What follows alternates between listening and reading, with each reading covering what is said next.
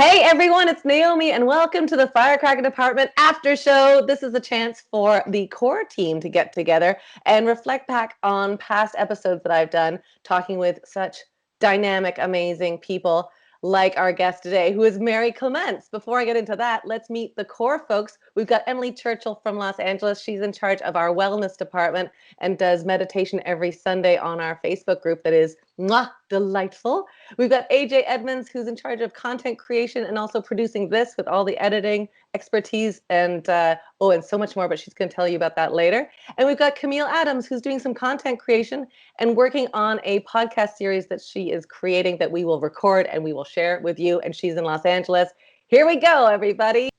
I'm talking that fast because I want to talk about our guest today, Marie Clements. And you'll know Marie Clements because she is she's a multi-award winning writer, director, actor, playwright. She wrote Red Snow that's launching soon. And she's just a Jacqueline of all trades, master of all. Tell me what resonated from you for my discussion. Oh, I loved her. I thought this was like such a great interview because she was so interested in talking about like the journey she'd been on, not even personally, but just like her creative journey in being an actor and like living in the trenches of kids shows, which I feel like all of us have done at least one, and like just like a rite of passage into the rest of your life. And how she was like, I could go to a bar or a bowling alley, or I could sit at home and write a script. So sure, that's what it was, just such a natural journey for her. And I kept thinking that like this isolation we're all experiencing is so her. I can't wait to see what she does when she comes out of it, because she's like, no, I live an isolated existence on purpose. Yeah. She lives on an island. She's like, she created this play called Burning Vision that like it's being done like in all these different countries, in all these different languages. She's one of those people that, she's like a firecracker, right? She starts here and she goes boom and goes all over the place. But I think she's so inspiring. One thing that I loved was how she said she's driven by art, not ego. That was huge. Like, I think I'm still processing it, actually. But it's so huge because it's like, oh, yeah, if we can just take our ego out of things, it'd be a lot easier to create, Yeah, also, I love that. Her perspective, right? Because she is not from a white community. She sees the world through a lens of diversity. And so I do think about how ego plays into perhaps a more traditional way of making stories come to life, and how her perspective comes completely as an outsider to the way the rest of us have engaged with the artistic world for most of our lives. Yeah. And that's the way she tells her stories too. Yeah. Camille?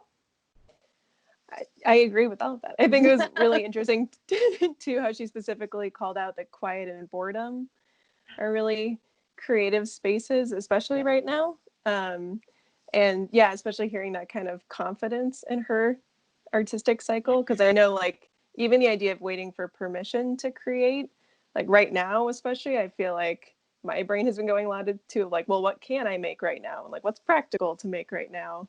And she so much just believes in where her process takes her and doesn't ruminate on where she's been or like what doors are like she's allowed to walk through. I love that. I also think very powerful. Yeah, so powerful. She was talking about like the responsibility that she has to tell the stories that she's telling. And I think we all do. Like we all have responsibilities to tell the stories of our ancestors and of our opinions of what we're seeing. But she actually steps into it. I don't think we all step into it. Do you feel like you have responsibility on your shoulders to create?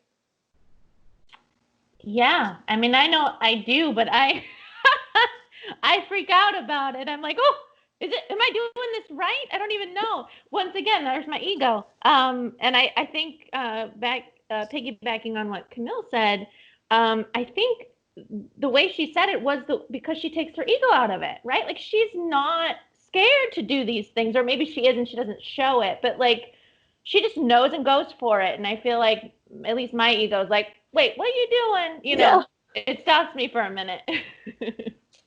Yeah, and she's not scared to get to the end and then look back and like learn from it and recognize that there are ways she should have taken that responsibility differently. Like the idea that you can cry at the end of your project, but that during it is not the time to like give yourself such a hard time about what you're doing.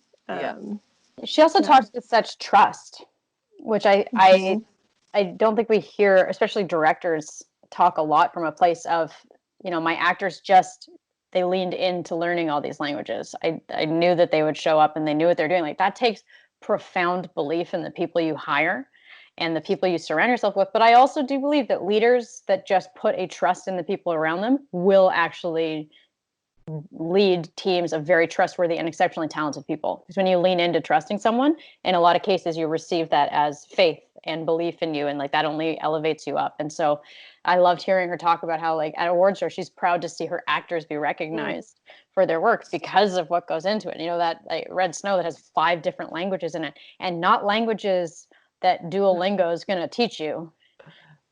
And not languages that she necessarily speaks either. Yeah. So not only is she like directing, but she's directing in different languages and translating. Like, she's one of those artists that I think, actually similar to you, I think, Camille, where you tread the line of intellectual and emotional, where like you need both those components to make the perfect puzzle that you create. Mm-hmm. Yeah, a lot of her stuff was very powerful for me, of like, just keep moving forward. Like, trust your vision and keep going. I think that's the best advice I've ever been given. Just keep going. Like, if you're going to make mistakes, go forward, make the mistakes, learn, and then keep going. But the only thing you can't do is stop, because we're not going to move anywhere, obviously. Mm-hmm. Definitely. Very true. Any final thoughts about Marie Clements that really resonated for you? I loved how she said we forget to be bored. And I think that's so profound right now, because I know I'm trying not to be bored, right? Like, I'm like, oh, I got to do all this stuff. And it's like, oh, but when you think about it, our creativity really grows in that boredom, in that silence. And so that was really profound. What happens to you, Emily, when you get bored? Like, what do you do? I don't, maybe take a nap. I don't know. I always discover something. Like, I got bored, not bored, because I don't think I can get bored. There's always something to do, but I stopped working, and I was like, what can I do that isn't work, like troll work? And I started doing like collaging and things, and I realized, like, I used to do that all the time, and I miss it. So when boredom strikes, I discover, but it takes a while. You have to sit still for a while. And AJ, what do you do when you get bored? I don't get bored enough. I actually think that that's one of like the biggest things in life I'm trying to work against, is going like, no, it's cool. You can take a day off. Yeah. Go be bored.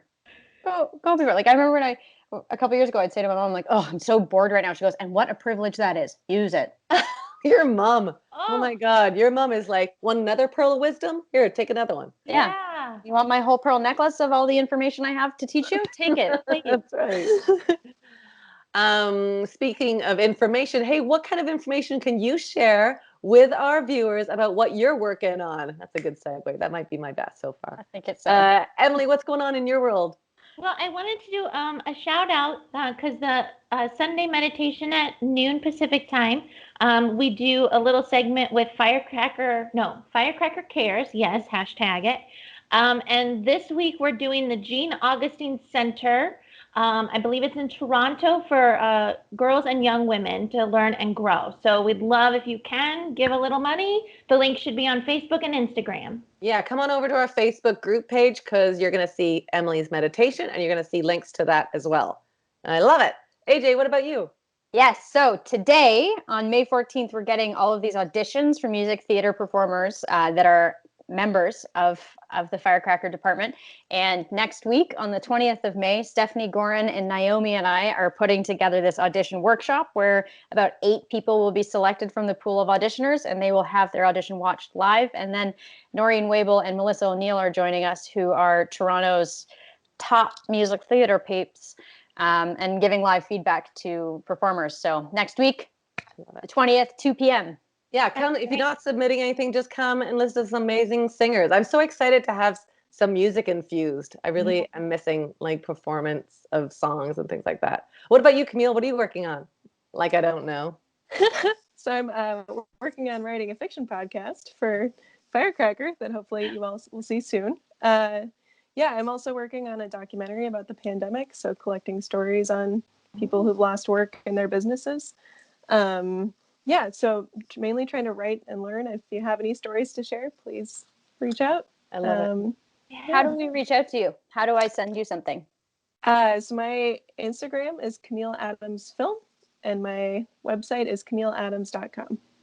I mean, it's Thank pretty you. straightforward. And we'll get the fancy editor, AJ Edmonds, to put all of our links underneath. So if you want to reach out about anything that we're talking about, or just to say, hey, that was fantastic. You're fantastic. Keep going. Please do. Every Monday for me, I go on Facebook Live and I do a segment called Naomi Gets Schooled, which is easily one of my favorite things to do right now. I get a little firecracker. We're calling them sparklers to teach me something. So I've learned how to make slime. Last week, I learned how to do some cheerleading. Still sore from that. Today, I'm learning how to make galaxy pots. I don't know what that is. We'll find out. So tune in every Monday at 3 o'clock Pacific Standard Time to watch that then. And while you're over there, go over to firecrackerdepartment.com, subscribe to our newsletter, get in on the podcast. Don't forget to review it because that helps build our numbers. And get involved. There's always a chair at the Firecracker table for you. So pull up and get involved with what we're doing. We've got some really cool things for writers, directors, actors, creators, artists, everybody. So join in the fun. Thanks, everybody. Bye. Thank you. See you next time on the Aftershow.